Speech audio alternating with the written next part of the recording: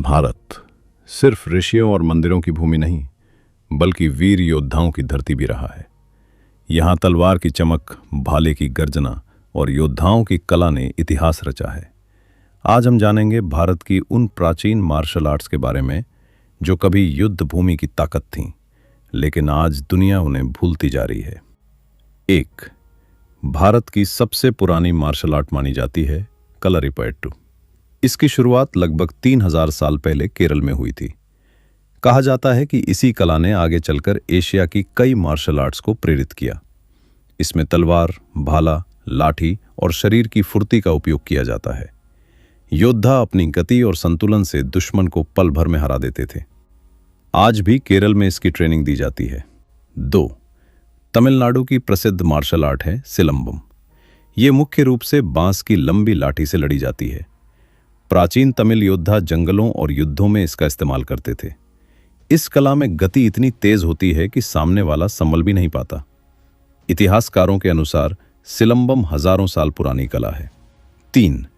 उत्तर पूर्व भारत के मणिपुर की योद्धा कला है थांगटा। थांग मतलब तलवार और टा मतलब भाला। ये कला युद्ध के साथ साथ आध्यात्मिक अनुशासन भी सिखाती है।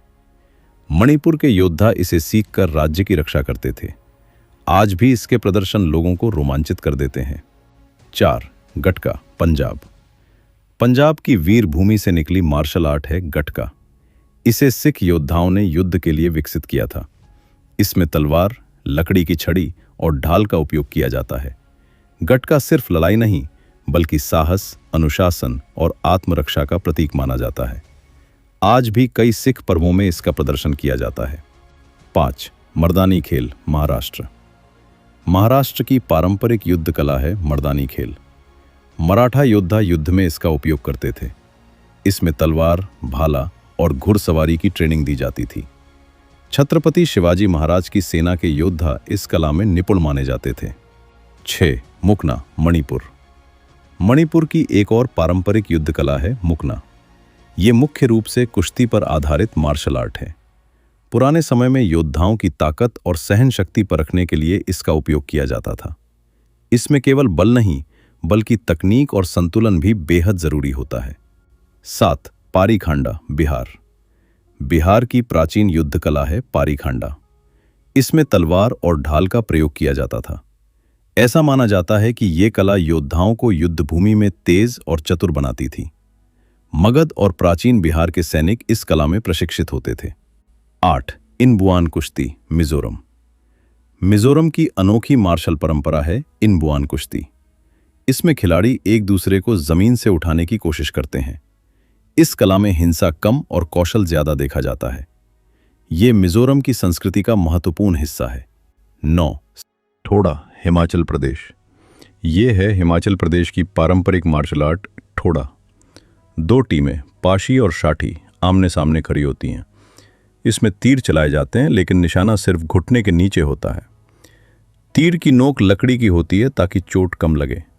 खिलाड़ी ढाल से खुद को बचाते हैं और तेजी से मूव करते हैं। ये कला खासकर बिशु मेला में खेली जाती है, जहां परंपरा, कौशल और साहस एक साथ दिखते हैं। 10. लाठी कला, उत्तर प्रदेश और बिहार। लाठी कला उत्तर भारत की सबसे प्रसिद्ध पारंपरिक युद्ध कलाओं में से एक है। ग्रामीण इलाकों में योद्धा और किसान दोनों इसका अभ्यास करते थे। एक साधारण सी दिखने वाली लाठी युद्ध में बेहद खतरनाक हथियार बन जाती थी। 11. चेबी गदगा, मणिपुर। ये मणिपुर की तलवार और ढाल से जुड़ी युद्ध कला है। इसमें खिलाड़ी लकड़ी की तलवार और ढाल का उपयोग करते हैं। ये कला युद्ध कौशल के साथ शरीर की फुर्ती भी बढ़ाती है। 12. मुष्टि युद्ध, उत्तर भारत। मुष्टि युद्ध भारत की प्राचीन मुक्केबाजी कला थी। महाभारत और पुराने ग्रंथों में इसका उल्लेख मिलता है। योद्धा केवल अपने हाथों की ताकत से मुकाबला करते थे। 13. खोमलेनाई, त्रिपुरा। त्रिपुरा की पारंपरिक युद्ध कला है खोमलेनाई। ये आत्मरक्षा और शारीरिक शक्ति पर आधारित कला मानी जाती है। पुराने समय में जनजातीय योद्धा इसका अभ्यास करते थे। 14. थोड़ा, हिमाचल प्रदेश। थोड़ा हिमाचल की एक अनोखी युद्ध कला है। इसमें तीर कमान का उपयोग किया जाता है। ये कला आज भी त्योहारों और पारंपरिक आयोजनों में दिखाई देती है।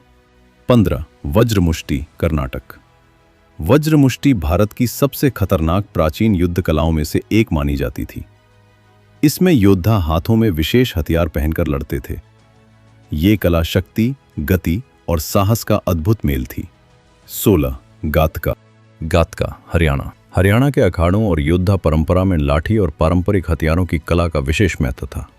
यहाँ के पहलवान और योद्धा शारीरिक शक्ति के साथ युद्ध कौशल भी सीखते थे। हरियाणा की धरती हमेशा वीरों की भूमि मानी गई है। 17 पाइका अखाड़ा उड़ीसा।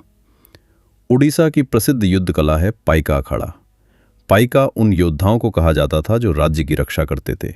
वे तलवार, भाला और ढाल चलाने में माहिर होते थे।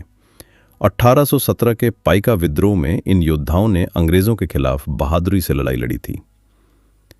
18 बंजारा युद्ध कला राजस्थान।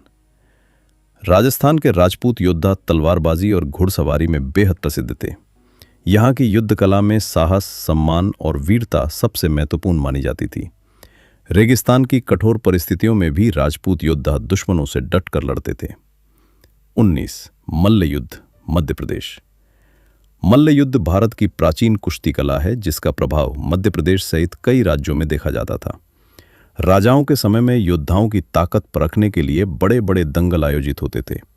ये कला शरीर और मन दोनों को मजबूत बनाती थी। 20 नी युद्ध कला आंध्र प्रदेश। नी युद्धम आंध्र प्रदेश की प्राचीन बिना हथियार वाली युद्ध कला मानी जाती है। इसमें शरीर की गति, पकड़ और आत्मरक्षा की तकनीक सिखाई जाती थी। पुराने समय में सैनिक इसे विशेष प्रशिक्षण के रूप में सीखते थे। 21 तीरंदाजी युद्ध कला झारखंड। झारखंड की जनजातीय परंपरा में तीरंदाजी का विशेष स्थान रहा है। जंगलों में रहने वाले योद्धा तीर कमान से शिकार और युद्ध दोनों करते थे। उनकी निशानेबाजी बेहद सटीक मानी जाती थी। भारत के लगभग हर राज्य में कोई न कोई युद्ध कला मौजूद रही है।